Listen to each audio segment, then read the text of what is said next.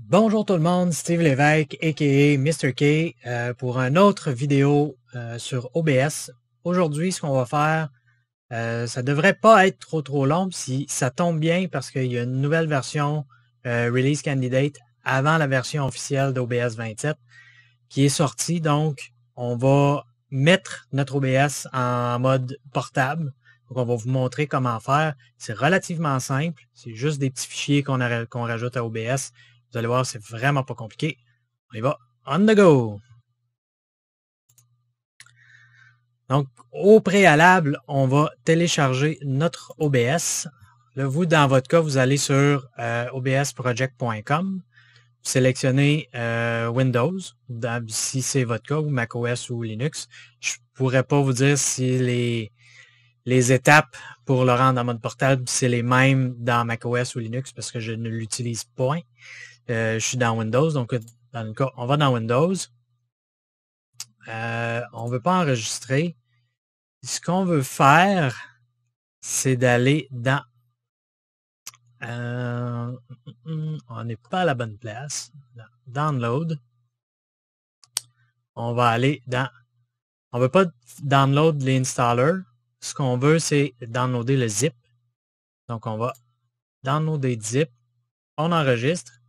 Vous, dans votre cas, tout dépendant quand vous regardez la vidéo ou que vous faites votre OBS en mode portable, ça va être soit la version 26.1.1, qui est présentement la dernière version officielle, ou la version 27 quand elle va être sortie. Donc, on enregistre. Moi, je ne le ferai pas parce que c'est pas celle-là que j'utilise. Donc, préalablement, moi, je suis allé chercher la version RC5 Release Candidate 5 d'OBS 27. Donc, on double-clique sur notre OBS, on fait extraire.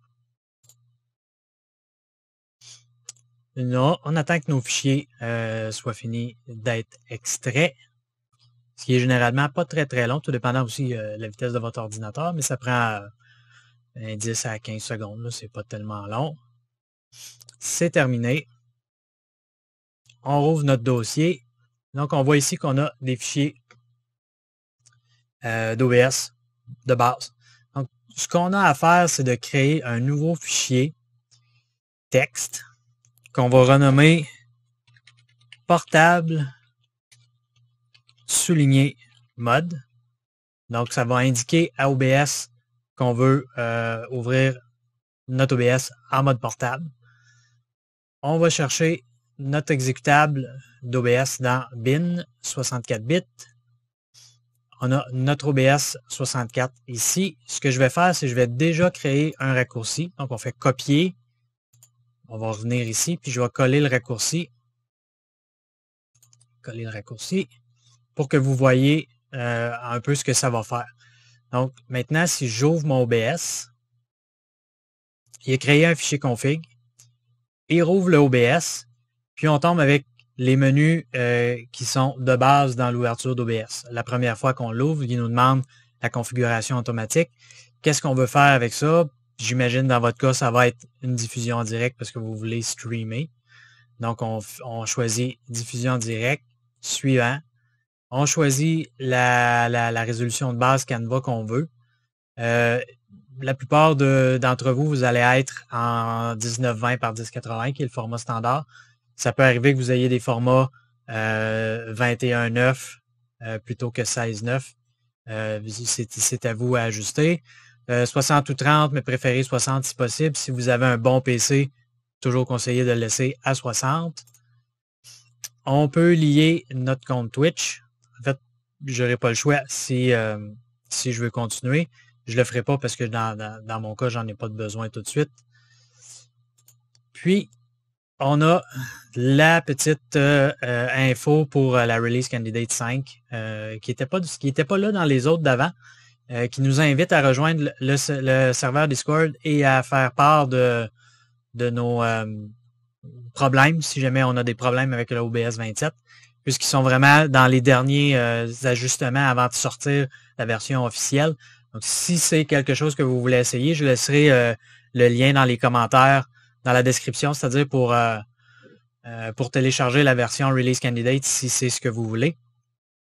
Donc, ça dit un peu aussi qu'est-ce qu'ils ont réglé comme problème. Bref, vous pouvez faire le tour si vous voulez, mais notre OBS est maintenant en mode portable. Et la seule différence qu'on a avec la version installée, c'est que tout est local et il n'y a rien qui est dans le registre de Windows. Donc, même si on déplace notre fichier, il n'y a aucun lien qui se fait avec le Windows. Donc, on peut le mettre sur une clé USB, se promener d'ordi en ordi avec le même OBS, les mêmes sources, il faut s'assurer évidemment que si on a des sources qui sont externes à OBS, ils fonctionneront peut-être pas. Donc, pensez peut-être à tout mettre vos sources dans votre dossier d'OBS pour être sûr que tout est au même endroit. Puis, on est parti on the go. Donc, c'était tout ce qu'il y a à faire pour mettre votre OBS en mode portable. C'est ce qu'on voyait aujourd'hui. C'est pas plus compliqué que ça. Moi, je vous dis au revoir et à la prochaine vidéo.